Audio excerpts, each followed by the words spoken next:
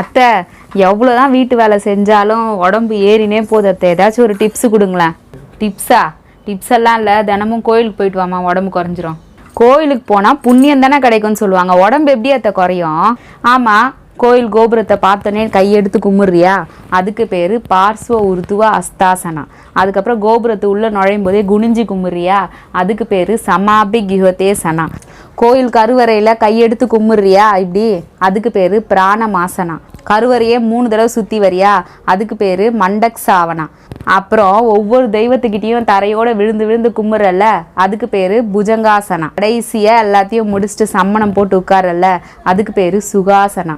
இப்படி எல்லா ஆசனத்தையும் தினமும் செஞ்சனா நீ எதிர்பார்க்குற உடம்பு உனக்கு கிடைக்கும். இதை வீட்லேயே செய்யலாம். ஆனால் நீ என்ன சொல்வ? டைம் இல்லைன்னு சொல்வ. ஆனால் கோயிலுன்னு சொன்னால் உனக்கு ஒரு நம்பிக்கை வருமா? கட்டாயம் இது எல்லாத்தையும் நீ பண்ணுவ. அதனால தான் உனக்கு கோயிலுக்கு போனால் உடம்பு குறையும்னு சொன்னேன்.